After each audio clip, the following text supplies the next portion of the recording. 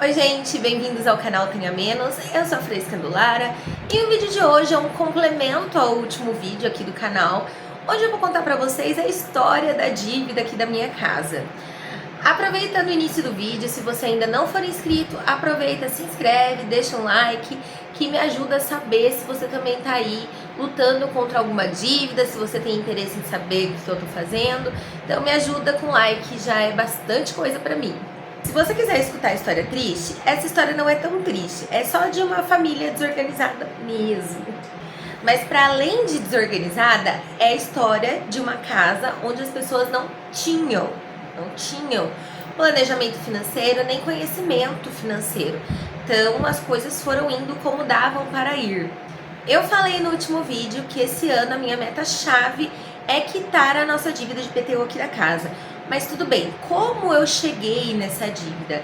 É o que eu vou te contar agora. Bom, os meus pais foram casados acho que por 17 anos, se eu não tô doida. E quando eles se separaram, o meu pai, Meu pai não, né? Ele e minha mãe, no caso, os dois. Quando eles se separaram, o meu pai saiu de casa, deixou a casa pra gente, muito bondoso. Na época ele pegou um terreno que minha avó tinha e doou pra minha mãe pra dar pra ele. Terreno, o carro, e daí ele tinha o comércio. Ele levou o comércio com tudo que tinha dentro.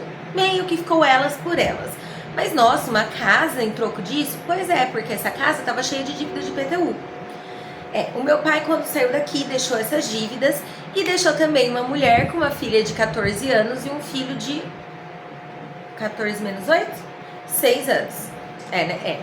Então, assim, a minha mãe não trabalhava na época. Eu acho que ela fazia uns bicos só. Mas ela começou a trabalhar de faxineira, assim, com certa frequência. Pra não perder a casa, ela foi lá e fez o refis. Então, o que ela fazia? Pra quem não conhece, o refis é um parcelamento da prefeitura, onde você vai lá e parcela o seu IPTU. É uma coisa boa? É, pra quem tem conhecimento financeiro. Pra quem não tem, ele salta os olhos quando falam que você pode parcelar em 72 vezes. Porém, se você parcela em 72 vezes, sei lá, dá uma parcela de R$300, se você parcelasse em 48, dava uma parcela de 250. Entende que só de juros dá quase 20 mil nessa brincadeira e por conta de R$50 por mês? Mas na época minha mãe não tinha esse conhecimento, não tinha essa esperteza de pensar isso. Eu tinha só 14 anos, não estava preocupada com isso. E o que foi acontecendo? A minha mãe ia lá, parcelava um ano e deixava o ano que a gente estava sem pagar, porque ela não tinha condições de pagar os dois. Então foi virando uma bola de neve.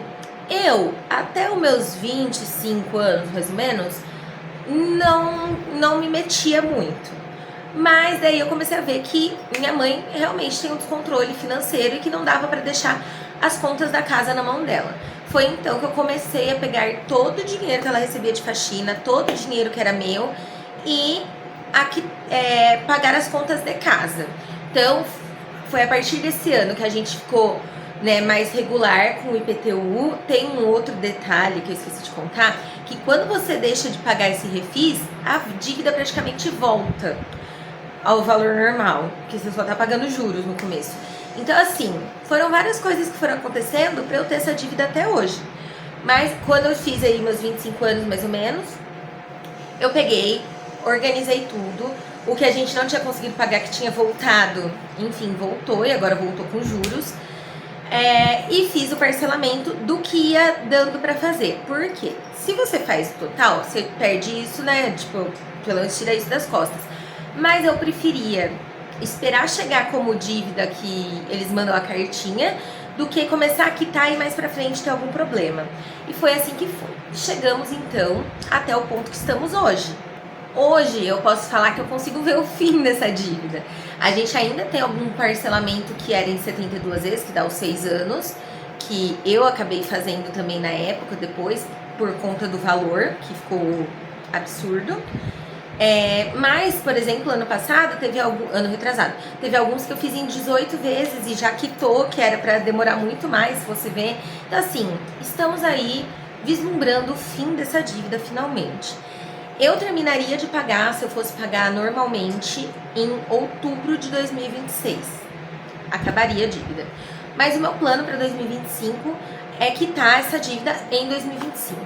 E estamos aí fazendo o possível. Eu quero trazer aqui para vocês dicas de como economizar, né? Mesmo sendo dicas, tem aquelas dicas mais clichês que a gente acha que clichê, mas a gente não segue. E tem dicas que são coisas que não passam pela nossa cabeça, que pode ser uma forma de economia, mas também são. Então eu quero trazer aqui dicas pra vocês, mostrar como eu tô indo também, né? Porque nem só de dicas se vive, tem que mostrar com exemplos. E é isso, gente. Eu espero que vocês tenham entendido um pouquinho, mas basicamente foi uma mãe que ficou sozinha com 2 filhos, com uma pensão que sem comentários, acho que era R$ 400 que meu pai pagava, para 2 filhos. Então, assim, ela não tinha muito como fazer e não tinha muito conhecimento de como fazer. Eu não a culpo, a gente aprende a lidar com isso e eu já entendi que eu tomei pra mim essa dívida porque eu quis, ela nunca me forçou a nada. Então, é uma dívida que é minha agora e estamos aí fazendo o possível pra quitar e vamos quitar, né, galera? É isso, eu espero que vocês tenham entendido. É um beijo. Tchau.